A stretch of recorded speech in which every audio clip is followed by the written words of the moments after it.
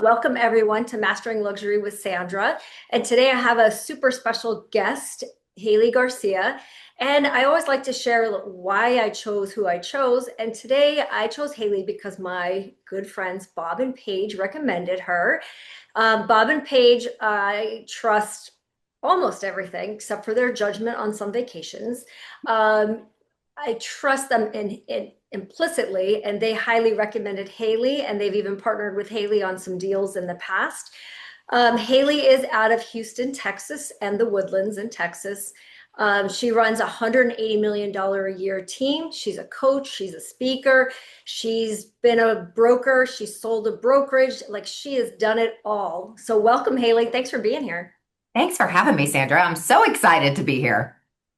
So let's just start with your background. I mean, you've done a lot of things. So let's start like kind of at the beginning. How did you get into real estate and what did you do before that? Yeah. Should we start with all the bumps and bruises and the falls, or should we just jump straight to when I got success? I think that everybody loves to hear the bumps and bruises along the way.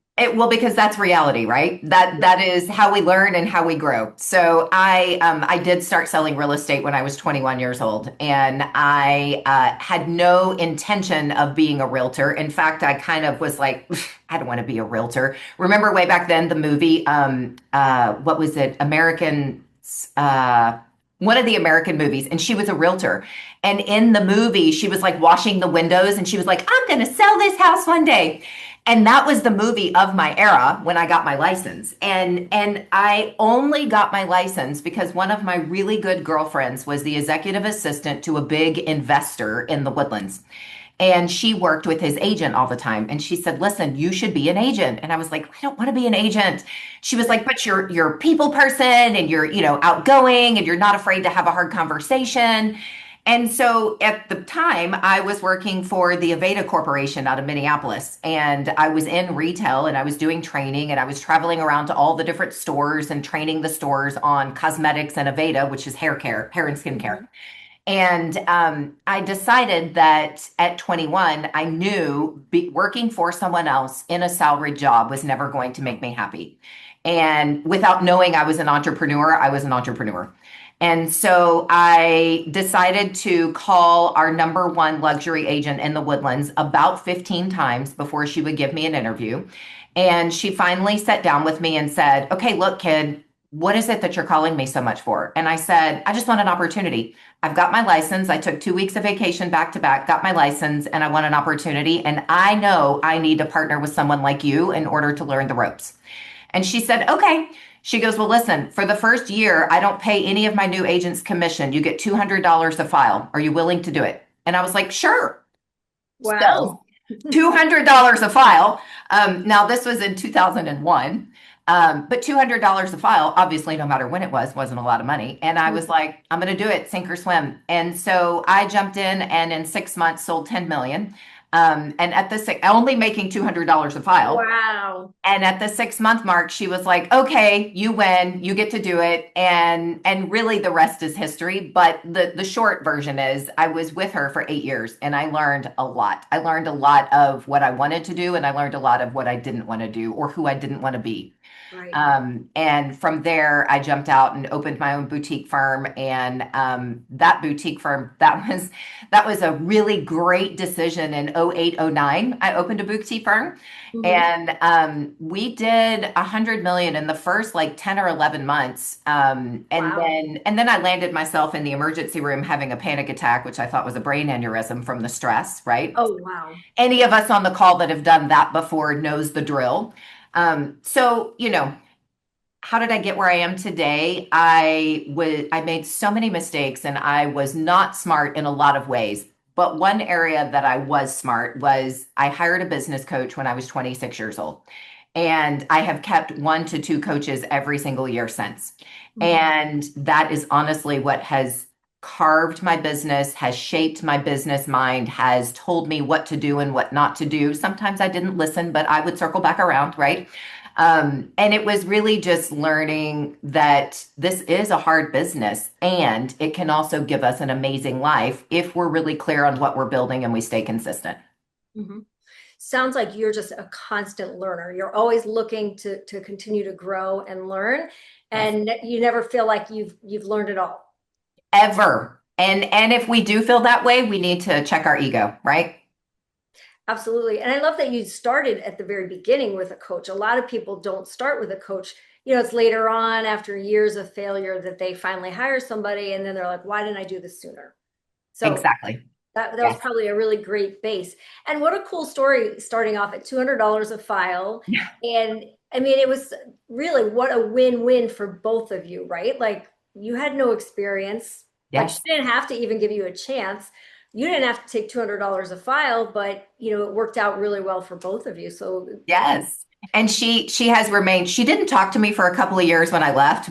She got sideways with me, but we have since come back together over the years and remained great friends. And I actually had coffee with her last week about now, is there a way for us to come back together in our future as she approaches 80 years old? So it was, she's taught me a lot. I'm really grateful for that relationship. that's awesome. I Yeah. love that. All right, so you kind of dove right in full force when you started, and then you've had your ups and your downs. What would you say would be one of the biggest things that makes you successful in what you do? Because clearly, I mean, $180 million business plus you're doing all these other things, which I don't know how you're doing that. I am just trying to survive, selling at 150-ish million. So how are you doing all of these things?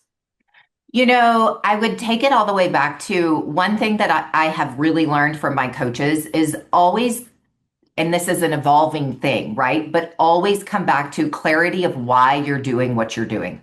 And for me, sometimes that changes, right? But I have to come back and really stay grounded in my why. And my why being, I am an entrepreneur and I do love this industry and I do love this business and I do love my team and I love coaching and training. And so on the hard days when it starts to feel a little bit like a grind, I can come back to, okay, but I am doing this for a bigger purpose. So I think that is one of the things that definitely helps with anybody's success. And I also, I think our business, unfortunately, is one of the businesses that it's easy to not stay consistent, right? If we are a fair weather agent, we will never actually gain traction. And so a commitment to myself, and it's also just kind of how my personality is wired, but I am consistent. I am very habitual. I am very scheduled. And I don't let my scheduler clients run me. I run my schedule and clients. And I've had to learn that over the years, but in my later years now where I am, it is looking back one of the key ingredients to maintaining success and sanity in the real estate industry. Mhm. I think that that's something we have in common. Very structured. I know you're into a lot of systems as well. Yes. So, Yes. I mean, you just talked about one. Your calendar is a system. What other system would you say is one of your top most important things that everybody could benefit from hearing? I run everything off of systems, right? So I run my calendar, yes, my life on a system. I also run my team and my team meetings and our lead generating and our follow up and our CRM, right? Everything is a system. In fact, in our listing strategy meetings and our buyer strategy meetings, we just last week decided to add a piece to our system because I tell the team all the time, every single time in this industry that we feel any amount of frustration, it means we're lacking a system. Mhm. And we need to go back and find out where the gap is and build either an additional piece to the system or a system if there isn't one completely. So from the moment a lead comes in, whatever source it comes from, everyone in my office knows exactly what the system and process is. And so some people might look at that and go, oh my gosh, that's way too many systems. It's too many checklists. It's too many, but it's actually not because our systems are what create our freedom. Mhm. So if anybody on the call feels like I just literally can't take or do anymore, you just need to go back to the basics and build some systems. So, to answer your question, I have systems for everything. I have I a love P&L that. system, I have a budget system, I have an expense system, right? It's everything has a system and a process. You're And talking my language, Haley. You're talking my and they are language. documented. Mhm. I love it. I love it. We should share some procedures here because I'm Happy looking in to. And I would love to see yours. Yeah, I think they can always level up as well, right? They really can. absolutely. And I think that's key too, is it's not just create a system and leave it. It's always, we're constantly reviewing it Yeah. and upgrading it and Yes. tweaking it. Yes. So what advice would you have for people that maybe they're not so good at systems, but they need systems? What would you recommend to some, like we've got people brand new to the industry, we've got people on here from 30 years. What are some recommendations? In our coaching company, we work off of what we call the pyramid of progress. And the pyramid starts with the foundation of work-life integration. And so I always tell all of us as agents, right? You have to go back to the basic foundation and really do an assessment of, are my time blocks and where I'm putting my time in alignment with what I say is most important to my work and my life? And get that set first, right? Because ultimately, why do we go sell real estate? To take care of our lives and our families. So if we're not grounded in that foundational piece first, then to talk about building systems, in my opinion, is kind of a waste of time, right? So you got to get the foundation done first. Then once you really have clarity on that and you know where you're putting your time is in alignment with what your goals are, then we obviously need leads, right? If we don't have leads, we don't have sales. So the next piece I would always recommend to everybody is look at your systems for lead generating, tracking, and follow up. Because that, if we're spending time building relationships and spending time boots on the ground and networking, or if your business is a cold call business and you spend time doing that, if you don't have a system to track every single piece of that, well, then you're wasting your time. Mhm. So I would start there with your lead generating systems and follow up. Then the next layer of our pyramid is sales and conversion. So then I would look at your systems for actual sales because once you get the leads in the boat, now you've got to convert them. So what is your conversion process? What is the system to convert buyers or sellers? And then what is the sales process, right? And that comes with a different set of systems and checklist. Mhm. And once you get those three layers of the pyramid are the basics, right? If you're a newer agent or if you're a second generation agent and you want to build a business. And the other piece, Sandra, that I think is really important that I always remind all of our coaching clients when I work with them, stop comparing yourself to everyone else. Just because you and I do 150 million plus doesn't mean that's a good fit for someone else. It's Right. okay to be an agent that says, my goal is 10 million a year. That's great. How does that look in your life, in your daily process and systems so that you accomplish it and then you live your best life? Mhm. So I think we in the business get hung up a lot with that thief of comparison. Yes. And it will rob us of all joy, as we know. So as you go through and you get tactical, I always coach our clients on you have to come back and do that gut heart check as well and make sure they're constantly in alignment. Right. I totally agree. Not just with what your level is, but also what are you doing? Like, there's always the shiny objects, right? You go to these conventions or you go to a training and Haley says, I crush it on Instagram. And now I want to go home and do Instagram, but I'm terrible at Instagram, right? Right. Like that's not my thing. So Yeah. we've got to pick and choose and Yeah. find the things that make sense for us as a person, right? 100%, 100%. And that goes back to knowing your why, right? Because you're exactly right. I mean, how easy is it? Yes, AI is amazing. And yes, social media is amazing. And yes, there's so many rabbit holes we could dive into and spend hours digging into it. Maybe it's for me and maybe it isn't, but only we individually know that answer. Absolutely. Absolutely. I totally agree. So let's dive into luxury a little bit since we are here to talk about luxury and you've got some amazing luxury properties. I love your one on East Shore Drive for 5 million. Yes, yes. I was just on another one last night that will be 7 million. It's Wow. great. So, yes. And in Texas, for those of you around the country, that's really big in Texas because everything's bigger here anyways, but it's a lot more affordable. So, when we get into luxury, our luxury really starts, yeah, here in the Woodlands, it's right around 2 million and up. Okay. Okay.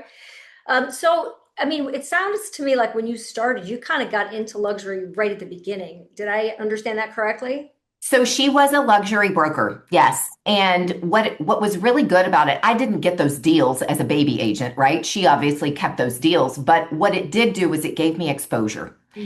And I wasn't raised with money or in a big, house that looks like a small hotel, right? Which a lot of these do in Texas. They're so big. And I remember being in my 20s and walking into some of these properties and going, oh, wow, I didn't even know this existed. So it gave me a lot of exposure. It also gave me exposure to the demographic of the clients.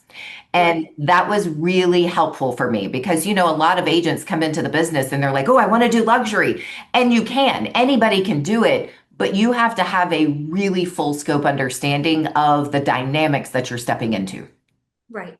Yeah, so it's kind of like you had your training wheels on first, right? You were exposed to it, you're working alongside somebody, but you didn't dive in right away to those top deals. For So years, for I, years. I would assume one of your recommendations for people on this call, if they're trying to get into luxury, is, rub elbows with the people doing luxury. Look, 100%. for us on our team, we're partnering some of the newer agents with the senior agents so that they can watch the whole transaction. They play a small part in it, but they're not necessarily managing the whole thing. And that way they can see, how is the senior agent texting with the client? What are they Yes, emailing? What are they saying? yes. Um, because it doesn't That's a come natural great. to everybody, right? No, and you know what I've seen happen a lot, and this is total normal human tendency, right? If you are not in that scene in your normal life, right? If you don't hang out at the country club, if you're not at the galas donating $50,000 to the nonprofit, right? If you're not a C-suite at one of the big corporations, you're not exposed to that type of environment. So naturally, if you step into it, you're going to feel insecure. It's Mhm. going to rattle your confidence level because you very quickly realize you are not one of them if that's the case, right? And Right. I've seen so many agents who are amazing agents and could run a deal front to back lose their way in the luxury space because all of a sudden their confidence gets rattled. Mhm. So that mentorship program that you guys do is phenomenal because it gives exposure and it gives the ability to be in the rooms and to hear the conversations and to hear that in the luxury space, I say this on my team all the time. I'm like, in some conversations, not going into the gray legally, of course, but you have to fake it till you make it and Yeah. hold the line because in the luxury space, one hint of insecurity, you're done. They Mhm. will eat you like that. Right. And so you gotta be around it and get comfortable. Get your sea legs on. Absolutely. Absolutely. So for an individual agent, what kind of recommendations might you have? Like they're not on a team, they're not rubbing up against those agents that are doing it. So Yes. what do you have to say for them? You know what my number one piece of advice is, and I have had so many agents that I've coached over the years do this, and it works so beautifully. A lot of your luxury clientele are very involved in the nonprofit world.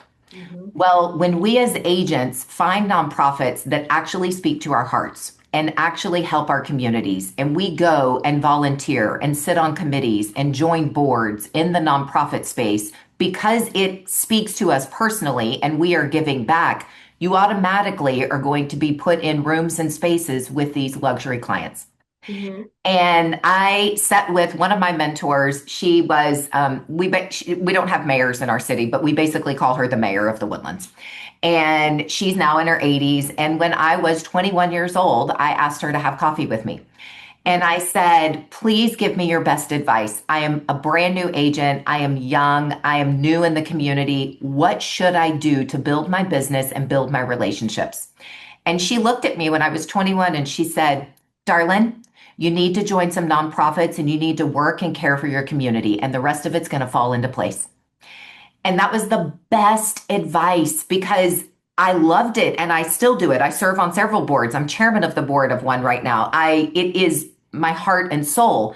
And I automatically made tons of great relationships with clients that are in the luxury space because they too are there. So it was, you know, um, cyclical of that automatically happened. Back then, I didn't realize that's what would happen. I just was Right. following her advice, right? Hmm.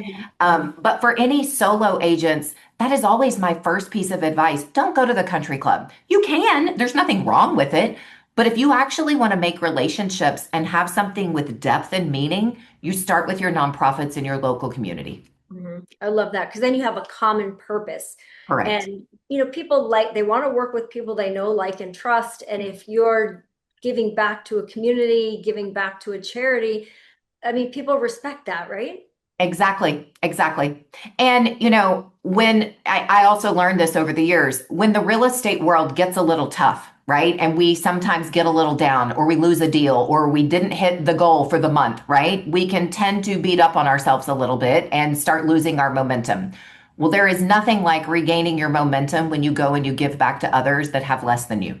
Hmm. And so it really does a lot for your mindset as well as all the other exposure and relationships that you're going to make along the way. Hmm. Yeah, so it's not just bringing you more business, it's actually settling, it's feeding your soul, It and is. it's making you feel a little more confident, a little more comfortable. I love that. I like the perspective that you're looking at that from. Yeah, it is. It's wonderful. I love it. I will serve on boards for the rest of my life, irrelevant of the real estate business, At this stage now, I've done it so long, I don't even have to bring up real estate, right? They just know. I mean, the city just had me sit on a panel talking about the rejuvenation of the city now that our properties are aging. And it's just because I've been there so many years. So that is what happens when you consistently show up. Right. Absolutely. So, Haley, I want to stay on that topic for just a second. Speaking at events, speaking at, for in front of crowds of people, some people don't really love that. How important do you think that is in building a career? I think in our career, it's fairly important. I don't think you have to be a public speaker by any means. I hired my first coach, and after coaching with him for 2 years, he asked me to be a coach. And at that point in time, I was 30 years old and thought, I know nothing to coach other people. Are you kidding me? And he was like, you'll do fine, and just pushed me out on the stage. So I was kind of thrown into it, even though I was hesitant. And after so many times of going on stage and falling, I realized, okay, I need a speaking coach. Like I need to actually learn how to do this. But do I think it's mandatory in order to have a successful real estate career? No. Do I think it will help? 1,000%. Because what it does is it gets you to the point where you can think on your feet and you can actually articulate your truth and your wisdom like that without overthinking it and then getting in your own way. And it is really nothing more than practice. That's it.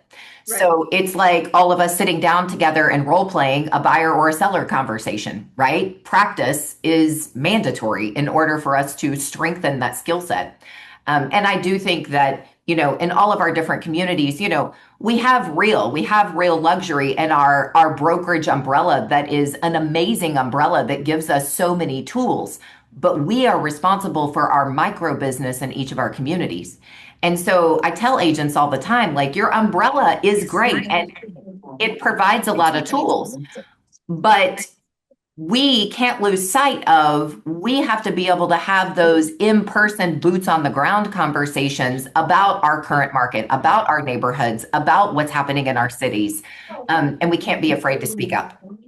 Absolutely. Absolutely. We have to really roll up our sleeves and do the work. Yes, We can be presented with lots of opportunities, but we have to actually step up and do the work. yes, yes. And that's scary for some people. Like, taking that first step into public speaking can be really scary for people. I will tell you one avenue of practicing that has worked for years for all of my agents and myself on the team. This is so easy for everybody to do. So everybody get a pen and write this down. It is a breakfast mastermind with a small handful of individuals in your community that are also business minded. So you can invite a financial advisor, you can invite an estate planning lawyer, a CPA, your local banker, you can invite your lender. You guys, if you don't partner with your lender to do things like this, you're missing the boat because they are great partners, right? You can bring your title company biz development lady or man. Those type of people come in and they will create this mastermind with you. Then you lead the mastermind with a topic once a month. Everybody sits around and has a cup of coffee, and you are getting to practice leading something and standing in front of a small table of people and hosting about a business topic once a month with people that are already local that you know. So you really can't mess it up because you're just having a conversation, but it is great practice. And I will tell you that each of my agents host their business mastermind and have for many years. And those become not only amazing community relationships, but they become a referral bucket that is awesome. Mhm. So that's a great tool to start if you are, feeling hesitant to kind of stepping up and like, where do I even try to speak and gain those pieces of confidence around speaking. The Breakfast Mastermind is great. Yeah, that's brilliant. And I'm sure you can partner with somebody else as well that would help with setup. I don't love putting the event together. I don't mind speaking, but I don't like the organization part of it and the responsibility of it. But you asked me to speak, I am there. I will do it. If anybody on here ever needs a speaker, I'm there. I'm sure Haley will Yeah. be there too, but don't ask me to like be the event planner. Yeah. Well, that's why good partnerships are there, right? You can Exactly. definitely find somebody to plan it and do all the little logistics and make sure everybody shows up. Absolutely. Absolutely. So let's head back to the luxury. We keep doing this. We keep like, "Meh," and then we go Yeah, back, yeah. which I think that the moral to that story is that a lot of what we do in luxury is, it's the same thing we do in all of our business. Yes, We have more fiduciary responsibility at the luxury level. We need to be more educated, I think, at the luxury level. But a lot of the things that we do for everything, right? exactly. Your Exactly. systems, I'm sure, for the most part, are the same for luxury as they are for non-luxury. They are exactly the same. The only thing that is different is the marketing package. Yes. Right. And that marketing package with Real, as you know, is our syndications with Wall Street Journal and Barron's and Penta and those added periodicals that really give our luxury listings good publicity across the world. Mhm. But outside of that, every single process and system is exactly the same. And I teach a listing presentation webinar all the time for our coaching company because, we can never practice too much on listing presentations either. And one of the pieces of feedback that always comes back is, Haley, you say the same thing every time. And I'm like, exactly. That is the point, right? It Right? doesn't matter if it's a $300,000 townhome or a $6 million estate. My process and my flow and my presentation is exactly the same. What changes is my expert knowledge about the specific pieces that matter to the property, the way I build rapport with the potential seller based on the pieces of commonality and things that I might point out in the property, right? The $200,000 townhome is going to be a bit more succinct. The $6 million estate is going to have a bit more detail to it. But outside of that, the process is exactly the same. And that is something that I think is a great point, Sandra, because so many agents go, well, how do I break into luxury? And my Right. answer is you learn about the luxury inventory and the market. That's Mhm. it. That's it. There's nothing else that's different. That's it. The other piece is you now have to have the confidence and the expertise to have the conversation with an educated seller that has probably sold quite a few properties and is not a rookie at the game. And you've Mhm. got to be able to lead that conversation. And those two pieces are what will make you a successful luxury agent. Mhm. I love it. I love it. What would you say would be some of the other marketing things that you do outside of, we've got the ads, the print ads. What else is important? Like, what would you say are the most important marketing pieces that you do? Outside of print ads, I would say in my listing presentation, I talk a lot about my network and I talk a lot about how I position myself and my sellers' properties within my network. I Mhm. talk about the boards of the nonprofits that I sit on. I talk about the C-suite positions that I work with. We run a big relocation team with our local hospital. Every Mhm. new physician that comes in as a recruit, we actually take them on a tour of the city on their interview day to help close them to take the job for the hospital. And then we sell them their home. So I talk about those network pieces that really show I'm in the community. I'm talking to the potential buyer pool of what would be for this property. And then I talk about a couple of newsletter pieces that I do that are specific to myself and my team, where I position their properties early before we go on the market in front of the network. I do talk about the videos and the photos, but also that's the same thing everyone does. So if Right. you asked me what is a point of difference, it's how each of us position our relationships and our network and how it's going to benefit the seller. That's really it. We can all throw it on Wall Street Journal. We can all put it in the local magazines. We can all put it all over YouTube and Instagram. The difference is what does our personal network and relationship base do for that seller? Absolutely. Like, how are you different than everybody else is really what you're focusing on. Yeah, Because anybody can put an ad here or there, but right, what's the difference? What's right, the value that Haley Garcia brings versus Sandra Rathe? right, right. That's it. That's it. And so what do you think is the most important thing of all of that? What do you think resonates the most with them? The network itself? Um, I would probably say if we're going to go from a tactic, it probably is the network based on my results. So I also take a very long list, right? Every single month, I take a year to date sold list property for year to date. And then in my printed listing book, which prints every 12 months, there is a whole photo. There's like 4 pages of photos and all the houses and addresses of everything I sold the prior year. So I double down on, let me show you my results. I don't just talk about it. I think that is very important for those of us that have been in the market a long time. If you're a newer agent, you obviously don't have that rap sheet of solds. However, your team does, or your network of real agents or whatever brokerage you're with will. So there is a way that you can overcome that because, a lot of agents tend to get in their own way, like, well, I haven't sold those. What do I do? Well, no, maybe you haven't, but did you tour it? Did you walk it? Do you know what it sold for? Can you actually speak to 123 Main Street that's 3 houses down when you're sitting in that house and know things about it, regardless of whether you sold it or not? So there is a way around it if you're a newer agent for sure. And then the network of your team or your brokerage obviously plays into that. But I think to answer your question, the sold results that I have, and now especially that I've done it for 26 years, it's fairly easy at this point. It didn't used to be easy, right? I used to have to really double down on, I would, and this is a great trick for everybody when you're pulling your comps and you're going to a listing appointment, right? So you got the opportunity. Now you got to go in and land the plane. Right. I would look up within 3 to 4 streets around the subject listing that I was going to.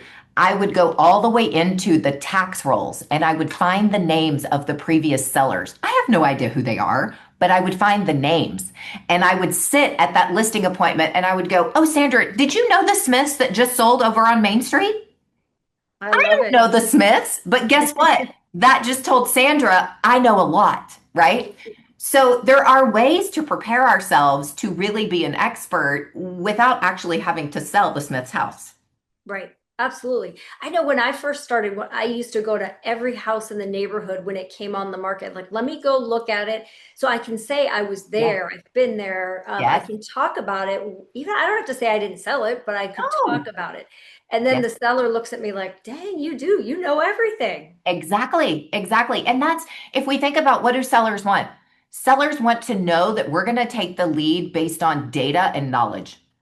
And if we go into an appointment not knowing the data and have the knowledge to back it up, to speak fluidly about it, right? Not to have to look at our notes and go, oh, that one went for. No, you should be able to roll that off your tongue, which means you need to practice before you walk in the door. Absolutely. Absolutely.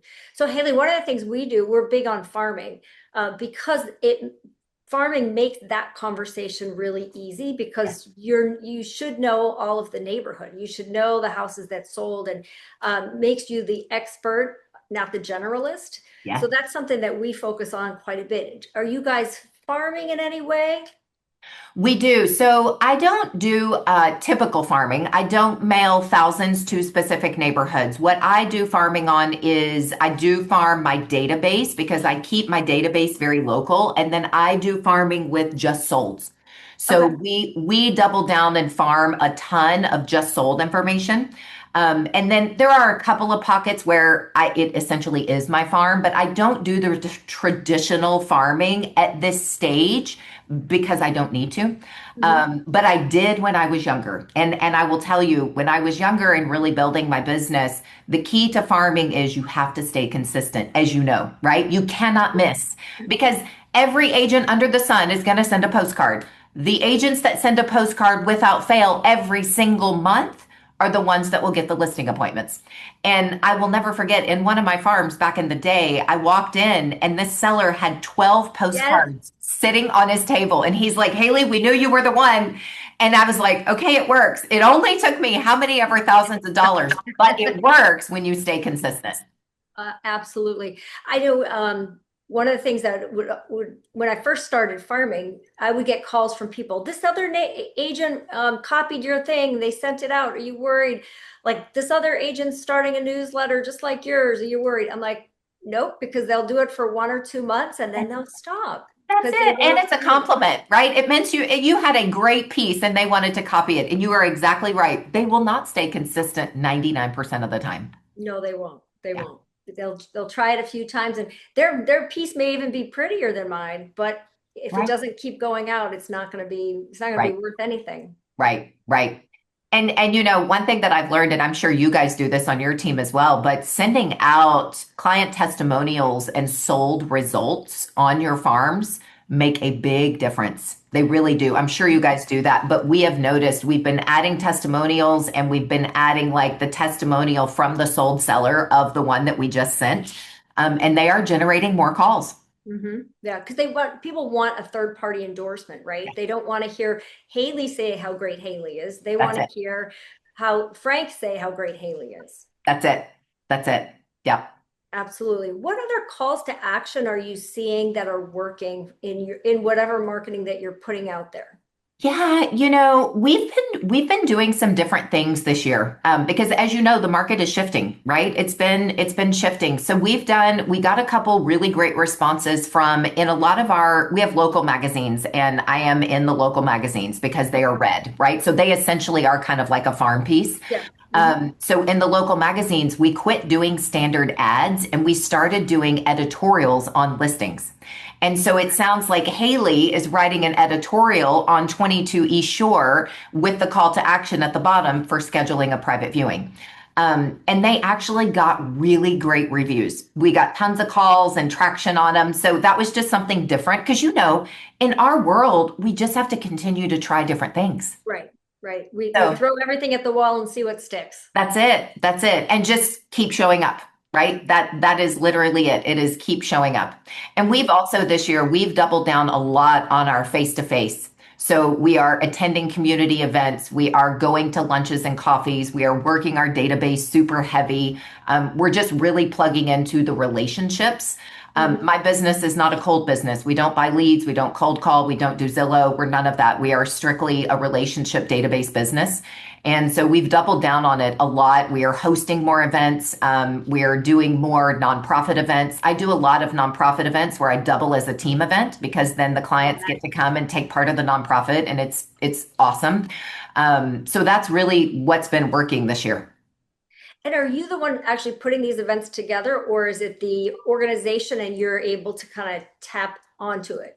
So it's always the organization. If it's a nonprofit, it's always one of their events. And then what I do is I will purchase a sponsorship that gives me a certain space within a festival or tables at an event, like a dinner or a luncheon. And then I will invite my VIP clients that are up next to attend an event to those.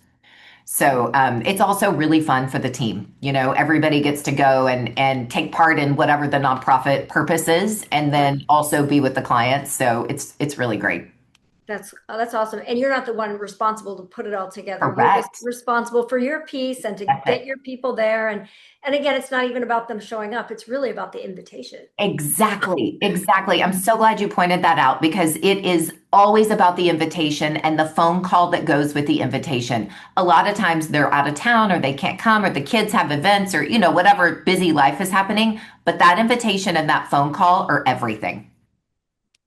Totally agree.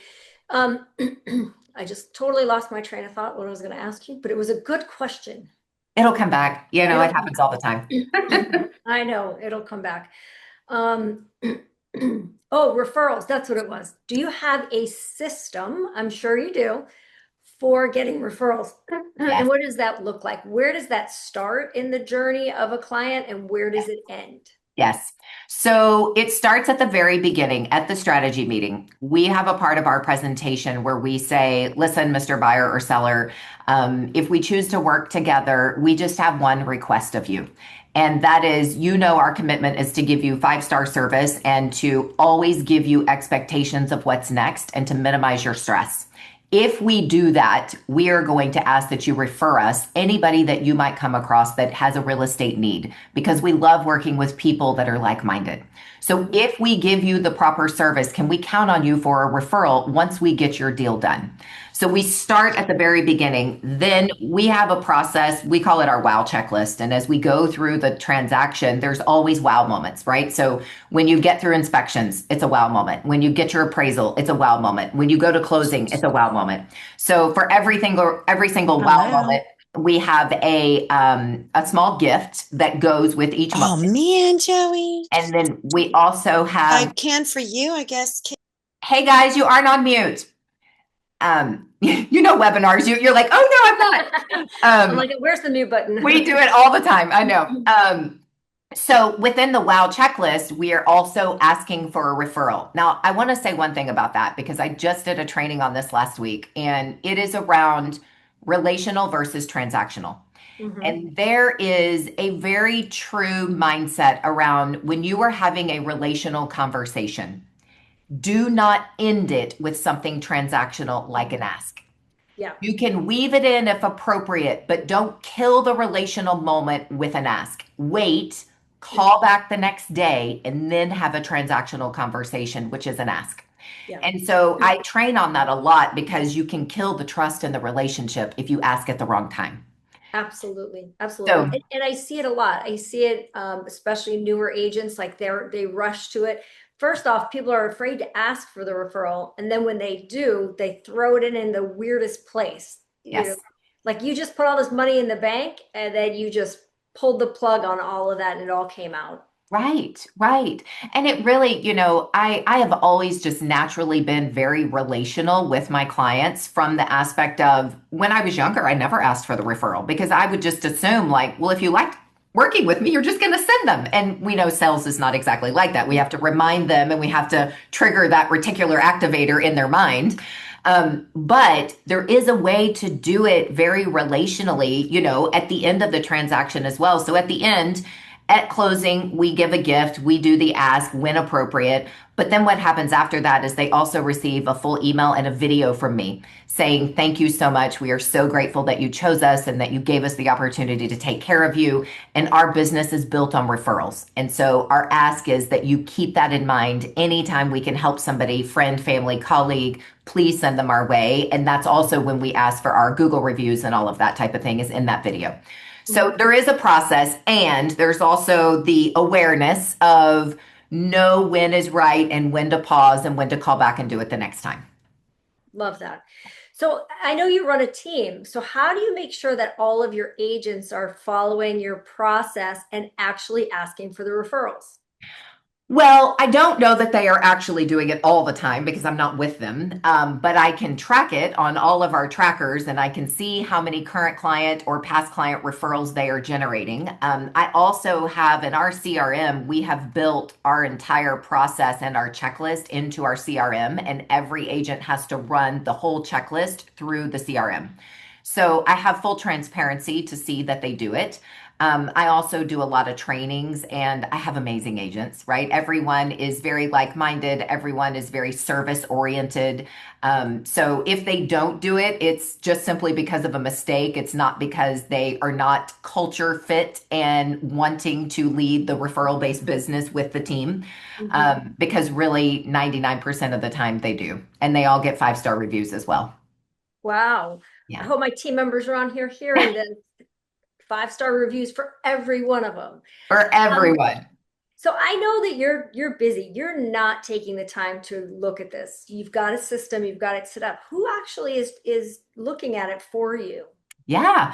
So the way my team operates, so for 15 years now, I have only taken listings. So I have not helped buyers for 15 years. I have amazing buyers agents that handle all the buyers.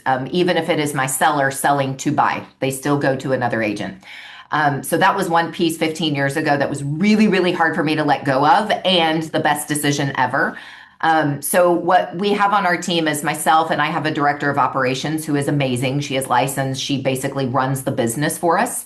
Then I have a listing manager, a pending manager. I have an executive assistant, and then I have our agents. So everyone knows their role, everyone knows their responsibilities, everyone knows what results they are responsible for, and they know who they report to.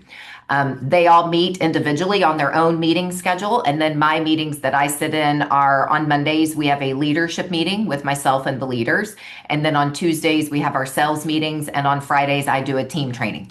So I am with them 3 times a week. But outside of that, they all know exactly what they need to do and they do it very well.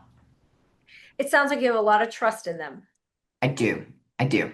And we have a lot of accountability, right? We are a very high accountability team. So everyone knows they are accountable for what they committed to, just as I am, right? And so it's a really great culture. And it's also really interesting because if a new agent comes on the team and they happen to not be a good fit, I don't have to do anything. The team sees them out the door. If and when that happens, it rarely happens, but if it does, it's the team actually runs itself when you bring in the right alignment of people and everyone's committed to the same culture and results. So let's talk about accountability a little bit. You opened that box. Yeah. And a lot of people are like, oh no, oh no. I think a lot of people think they want accountability. And then when it really comes down to it, they don't. They don't want to be held to the standards that they agreed to. They don't necessarily want to admit when they haven't done the things they should do. Yeah. So let's talk a little bit about that. How do you? It's a great topic, and we could probably do a webinar on accountability for a whole nother hour, right? I think it always comes back to really getting in touch with ourselves and having that self-inquiry to ask ourselves, why do I say I want something if I'm not willing to do the work, right? Just simply change what it is you say you want and be okay with that. Because there is kind of a vicious self-sabotaging cycle to saying you want something and not doing the work and living in that pattern. It's not healthy, right? It's not healthy. It's not accountable. It's not going to give you the results you want. But sometimes we are addicted to that unhealthy pattern. Sure. So I do think it starts with a little bit of self-inquiry and getting in touch with, if you say you want something, then get really tactical about what actions it's going to take to get there. And then tell yourself yes or no. It's that simple, right? I tell everybody on the team all the time, like, we negotiate for a living. Where we don't negotiate is with ourselves. And so if we commit to do something, be very clear that you're committing to it, or don't commit. There's no judgment, but just be clear on what you say yes and no to. And I think if we do that self-inquiry first, then when it comes to, oh, I didn't make my calls, or I didn't do my open houses, or whatever it might be, the conversation isn't about what you didn't do. It's about why you said you wanted it. Yeah. I think And accountability. is there a disconnect? Is there a disconnect between what they want and what they're willing to do? What they're willing to do really won't get them to what they want. That's it. Then you have to find either a happy ground in the middle, or it's off to something different. And ask yourself, why do you want what you say you want, right? What is the reason why? Is it because Sandra told you you should? Or is it because it actually matters to your family and your well-being? Those are 2 different answers, and they're 2 different levels of accountability. So I think it really does all come back to our own self-accountability and inquiry on what matters most and why I'm committing to it. I think I would correlate that to the motivation of a seller. What is your motivation for selling your home? What is your motivation for wanting to make $100,000 a year, whatever the number is? Yes. What is it going to do for you? And it's Yes. really digging down to the core of it. Yes. Not just, I want to sell 10 houses because I want to sell 10 houses.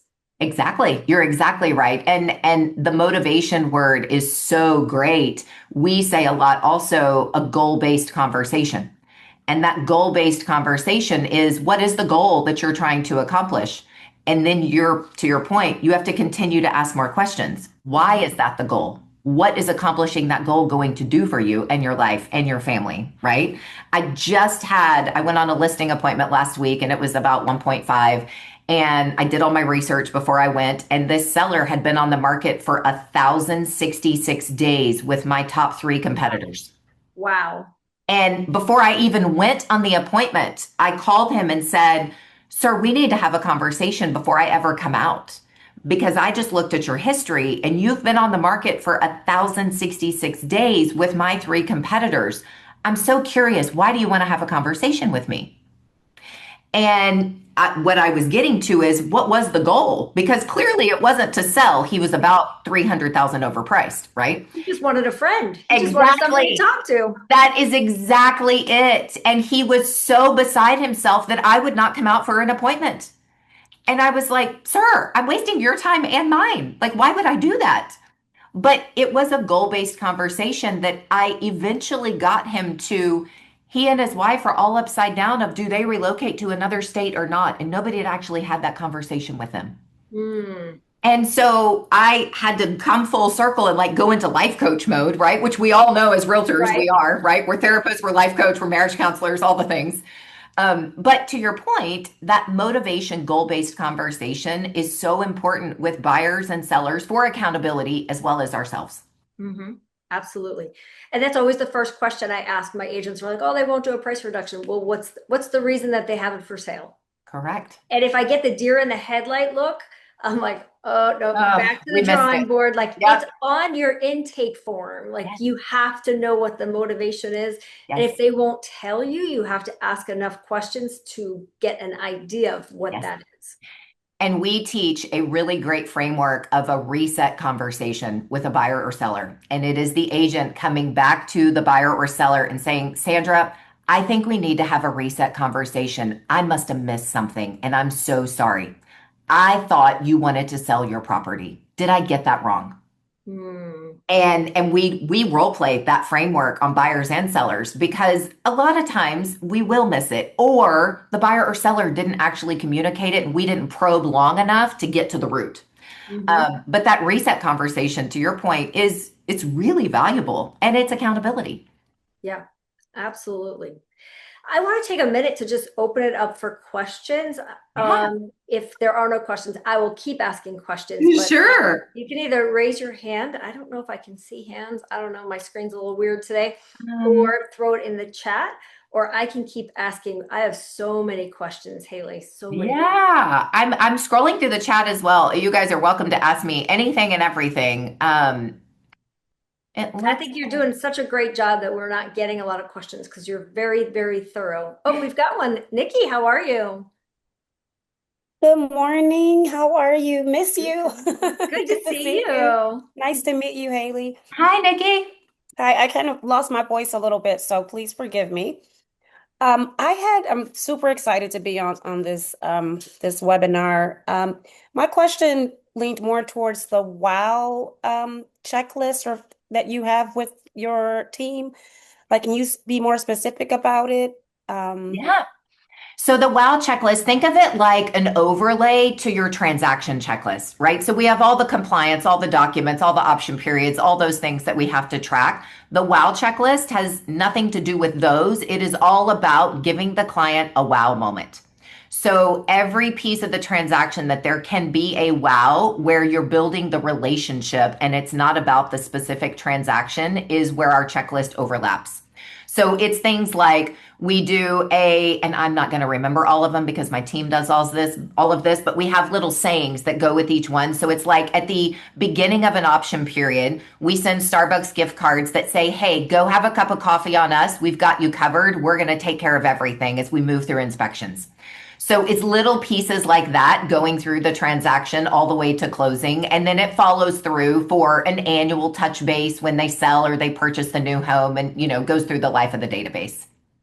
Nice. So it's really about the experience, It given is. that wow factor is like, oh my It God, is. it's so memorable, and that's going to lead to more referrals in return. That's it because it's not about what we say, it's about the way they feel, right? That's what they remember is the way they feel. So it's little feeling touches. Yes. Thank you. You're welcome. And what I always think is so funny is that people love it. It doesn't even have to be expensive. They No. just love a little gift. Like you bring somebody a cup of coffee and you go up on their list, instantly for a cup of coffee. Or I had a lady who used to, every time I'd show up at her house, she'd have a Diet Coke ready for me. Like I will never forget that. That's Yes. a memory that because she knew what I liked and she liked Yes. Diet Coke. So we had Yes. a bond also. Yes.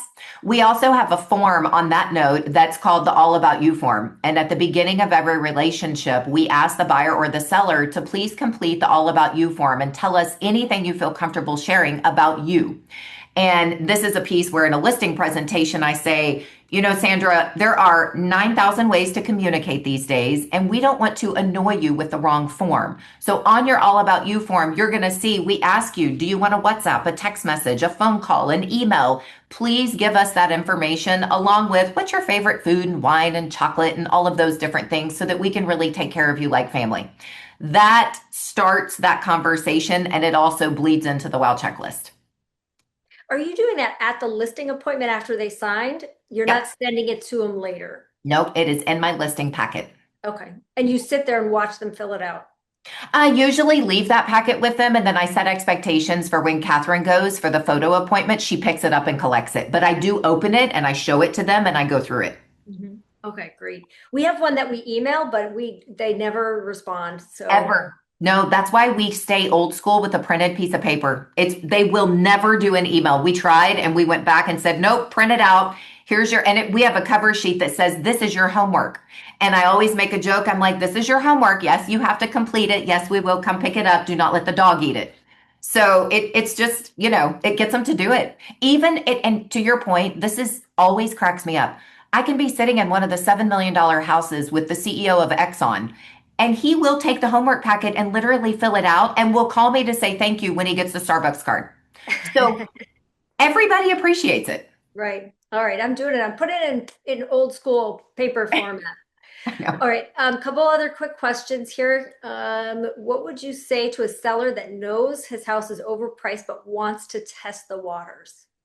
Well, I would go straight to the data. So I would pull archives and I would go through all of the comparable listings and I would notate how many price reductions they've had. I would notate their days on market. I would notate what they end up selling for, list price to sell price. And then I would go back to what is the goal of selling. And if that data conversation and the results of that, which is usually very eye-opening, doesn't get them to move, then I personally always go, I'm going to respect your opinion. I disagree with it, which is why I'm not the right agent for you. So you will politely decline. 1,000%. Yes. And they usually chase me, usually, because it's called the takeaway close for a reason. You're playing hard to get. And then they're That's like, it. no, I want you. Yep. Now that you Yep. don't want me, I want you. Exactly. But when we have the data behind it, they can't argue. They can still want to do something different, but they can't argue with the data. And so that's a piece for our industry knowledge where we have to get really strong at being able to pull those reports, especially in markets like right now, and go, Mr. Seller, hang on, I'm really confused. You see these three example properties right here. These three have been on the market for over 365 days. Had they listed at X price, they would have sold not only sooner, but within the average range of 93%, versus they sold at 72% list price to sell price and they sat on the market for 380 days. Now let's factor in the carrying cost of this property into that deficit of a premium. How does that make any sense? Right. But we've got to be skilled to have that conversation. Absolutely. You've got to be able to pull that information, analyze it, and then Speak it. speak it, which is hard for some people. They don't all understand the numbers. So that's where I think partnering with a more senior agent, like if you get the opportunity and you don't know what to do, just partner with somebody. That's it. They don't have to be on your team or even in your office. You can partner with somebody anywhere. Absolutely. We can do Zoom role plays all day long. Absolutely. Okay, so we are running out of time. Bob is asking if we could get a copy of your All About Me form. Yes, Anybody who would absolutely. like that, we can send that out. I'm happy to share that. I'm happy to share our WOW checklist. And our coaching company is Impact Elite Coaching. And so we do free realtor webinars every single month. I sometimes lead them, several of our other coaches lead them. They're all amazing. They're all also operating agents around the country. So everybody is always invited to get on those and learn just like you do, Sandra. Thank you, by the way, for doing this because it is so valuable for all of us to get together and talk the business, right? It is. This is how we learn and level up. And also meet one another to send referrals, right? I mean, Absolutely. we all send referrals all the time around the country. But I'm happy to share those two forms. I can send them to your team if that works, and then you can Yep, share them with everybody. that would be great. Well, thank you so much, Haley. You have been amazing. You've given me some good ideas, and I've been doing this for quite a while, and I'm getting something out of everything that you're saying. So I'm sure that everybody else did.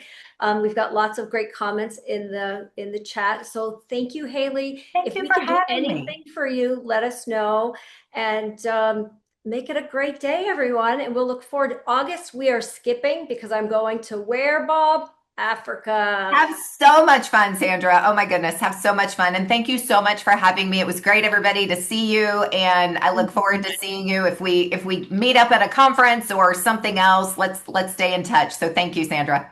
Absolutely. All Thank you. right. Thank you, Have a great everybody, day, for guys. joining. See you Sandra. in September. Bye, everybody. Thank Bye. you.